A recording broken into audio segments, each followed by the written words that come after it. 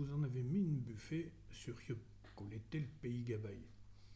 À notre allons voir comment qu'on est vaincu ce pays Gabaï. Seguez-moi.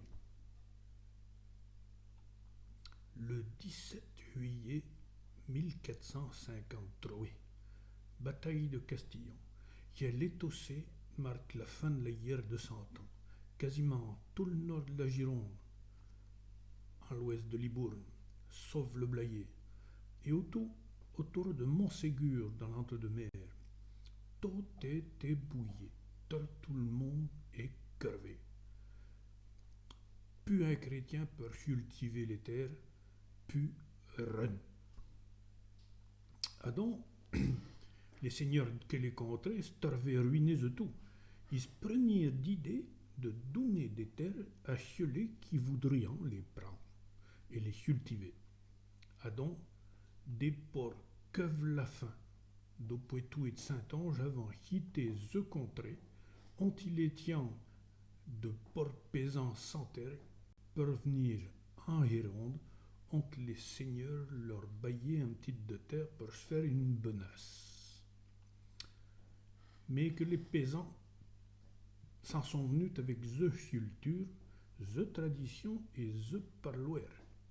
Donc, que les terres, sauf le Blayais, qu'Etigascoun, donc Toc, devinrent Saint-Ongaise, donc Doyle.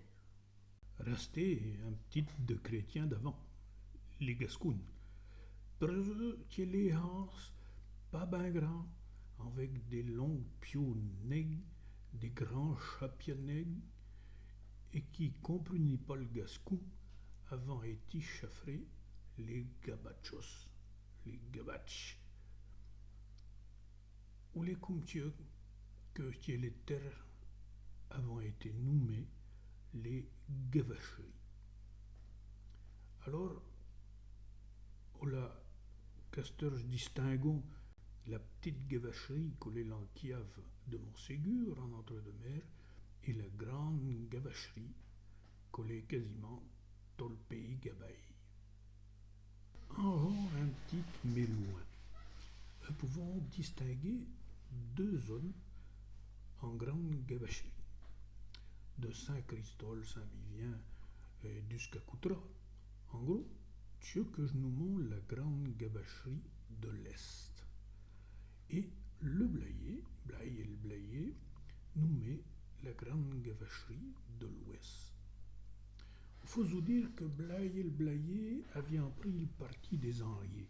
Et donc la contrée a point été emmardée par la guerre, sa population est restée comme avant, et elle a continué de parler sa langue. Alors qu'à l'Est, les nouvelles populations parlaient une langue de mai du Nord. Et donc, pour dire celui, celle en français, à l'Ouest, disons que, quel, alors qu'à l'Est, allons dire chieux. Avant donc qu'il y eut les Gabaïs que de l'Ouest et les Gabaïs chieux de l'Est. Comment donc le Gabaï est venu? Pourquoi avons transformé le mot Gabach en Gabaï? Eh bien, on est relativement simple. Pour un Saint-Onge, qu'on soit un Gabaïquieux ou un Gabaïcieux, dire tcheux,